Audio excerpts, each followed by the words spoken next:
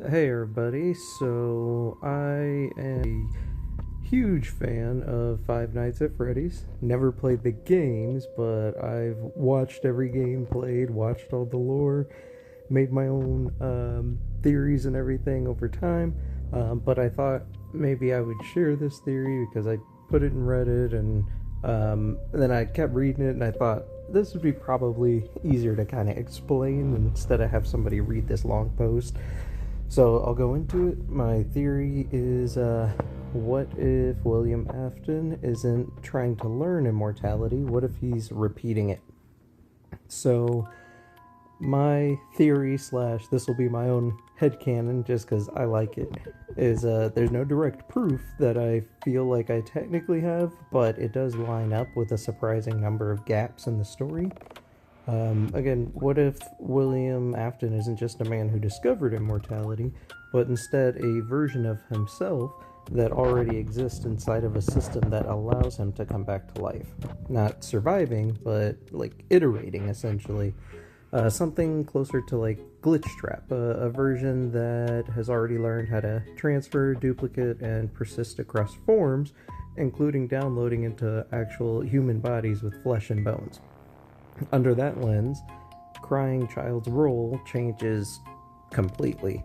Instead of being a kid who's irrationally afraid of animatronics over seeing something or a misunderstanding, what if he actually witnessed William being replaced, similar to what Oswald witnessed in the game and I guess the book or graphic novel, Into the Pit? Not exactly that same version of the entity of that entity. Sorry, since he's his own thing, of course. But the important part is it proves that this type of replacement or distortion is both possible and has been thought of within the Five Nights at Freddy's universe. He would know something was wrong, but wouldn't really have the ability to explain it because he's so young. That turns his fear into something that's informed instead of just random or overblown.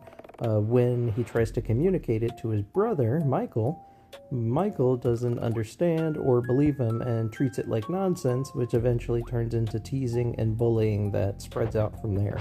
That would reframe their whole relationship because instead of Crying Child being overly sensitive, he becomes the only one who saw the truth and can't convince anyone else, which is way more tragic and honestly I feel like just better for the storyline. Now let's bring in Charlotte Emily and David Murray. Again, I will put in the title that there are spoilers, but again, this is going to go through pretty much everything through Secret of the Mimic, which is why I'm bringing up David Murray, so you've been warned. So let's say Charlotte might actually have believed the Crying Child, maybe been one of the first, and becomes the bridge that slowly pulls others into it. Over time, she could convince Elizabeth Afton, maybe even Michael, that something is wrong with William.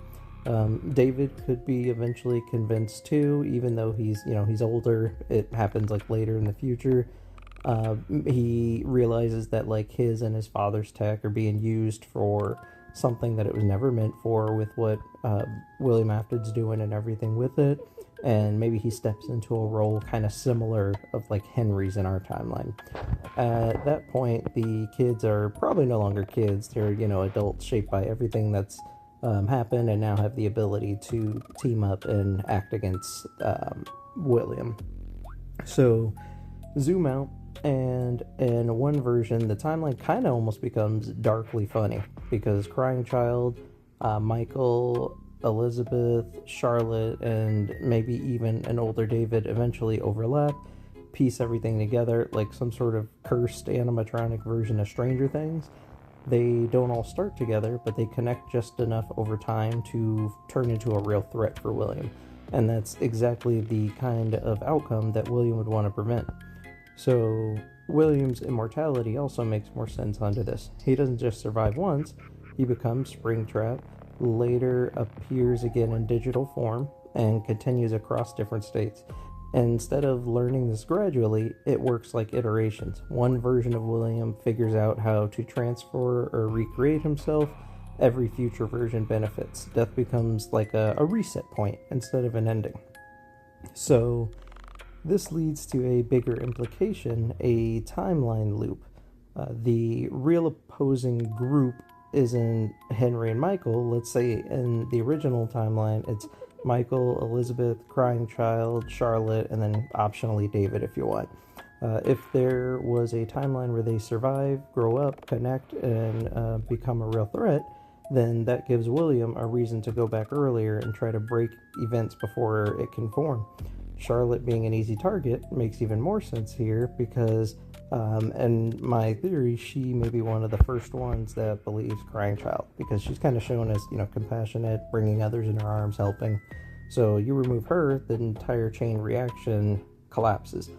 And yes, this involves time manipulation, but even though the books aren't in the same continuity as the game, they still prove the concept is possible within the Five Nights at Freddy's universe and thought about before. Into the Pit shows time distortion, replacement, overlapping timelines, stuff like that. So it isn't introducing a new mechanic or claiming that the entity is that exact William. It's applying the same type of mechanic and logic that already exists somewhere within the canon ecosystem to a different version of him. Now, that puts the Bite of 83 in a completely different light. Instead of being random, it becomes something that could have been influenced or even set up. If William already knows how events unfold, he could anticipate Michael and his friends putting Crying Child in the Fredbear's mouth on Crying Child's birthday and ensure that the animatronic fails at that exact moment. This results in Crying Child, the only possible, direct witness who may have seen William get replaced, leads to him being gone, and it leads to Michael, likely the future leader of the group, with lifelong guilt. It doesn't just hurt him emotionally, it prevents the group from even forming. So maybe it wasn't random, it was the removal of future threats. It also reframes Five Nights at Freddy's sister location. William sends Michael there, not to help him, but to remove him as well. The plan is for Michael to die when he gets there. What happens instead is interference. Circus Baby mistakes Michael for William, just like he later says, and her escape plan disrupts everything. Instead of dying, Michael survives, learns the truth, and becomes something that can't be killed after being scooped.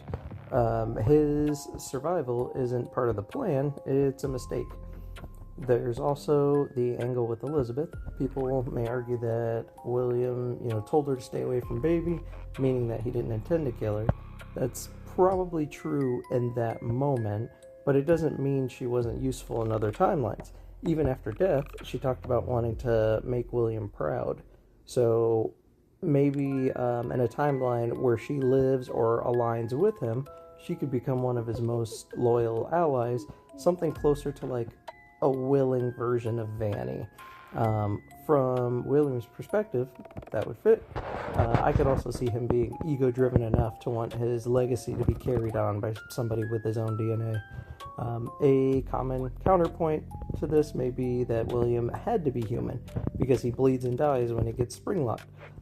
But that doesn't really break this theory, just shifts the timing. The idea isn't that William was always something else from the beginning, but maybe a future version of him who eventually learned to transfer himself into physical hosts via help wanted type style, which he'd be able to place himself into a physical host before he goes to the earlier timeline. The William who bleeds and dies could still be real, he's just an iteration of the system where Glitch Trap has taken over his psyche. So this also reframes Ultimate Custom Night. And instead of just punishment, it could be the point where all of the animatronics, including Crying Child, his Golden Freddy and everything, entered, all of them meet up, and they're able to piece together the entire story that we as the viewers and readers don't have yet. Let's say William, of course, isn't just being tortured just because he shouldn't have killed like one specific person. He's being held by victims who now understood what actually happened. This leads to one of the most important ideas here. So there are two possible people for the one he shouldn't have killed for William. My main belief is the Crying Child, because he was the direct witness who saw William before everything escalated if the replacement theory, could turn out to be true. The others may not have fully known what he was outside of the suit, but if Crying Child is the one that saw it directly and could also be the only one that can see through the disguise, kind of like Oswald with his dad, he would make perfect sense to be a target because he'd be uniquely dangerous. The alternate possibility is Michael, because William tries to remove him through sister location, but instead he creates, a being in Michael that survives, learns the truth, and then comes after him.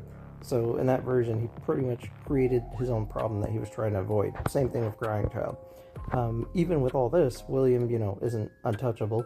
He can manipulate events and persist across forms, but he still can't control ghost, remnant-driven entities, stuff like that. That's why his fear when he got trapped in the storage room is also real, and why his fear there makes sense. When he hides in the suit, it's not confidence, it's him choosing the option that gives him another chance, because he knows at that point that will likely result in him being able to come back. What makes this theory work is kind of how many things connect. Crying Child's specific fear, William's abnormal survival and knowledge, meaning behind, I always come back that he uses later on, Charlotte being targeted early. It could explain why David was targeted too, because he might step into a Henry-like role later, and I believe maybe Henry doesn't turn against William Afton in his original timeline, which is why he takes out Charlotte and not Henry. So maybe by him taking out Charlotte, he ended up creating Henry as an enemy, whereas he wasn't before, which is why he's able to surprise and trick Springlock along with Michael when they work together. And let's see, so also it reframes the Bite of 83 by dismantling key characters all at once, so it's like a kind of culmination of events all with one jumping off point. My theory uses mechanics that already exist within the wider FNAF universe instead of just inventing new ones. At the end of the day, this doesn't replace any canon events. It reframes them as part of a loop where William keeps adjusting outcomes until he wins, which is why he always comes back. It may be referring to both back in time and back from the dead, because he's immortal. He both across time and space can come back. So he literally always comes back. And the Crying Child, being the one person who saw through it, was, a kid who no one believed, which is why he was always crying and why the neighborhood made fun of him about his animatronic fears. Honestly, even if this isn't true, this does feel like the kind of theory that, let's say it blows up and Scott hears about it, it may end up becoming true later. That seems like a very FNAF fan theory thing to do. That's basically all I got. I apologize for the weird audio. Never really recorded one of these before, but I know if I just posted this like text, most people probably wouldn't read it. At least now you can listen to it without having to pay attention to the screen. I thank you so much, and I hope you guys have a wonderful day. If I think of another good one, I will put it up as soon as possible.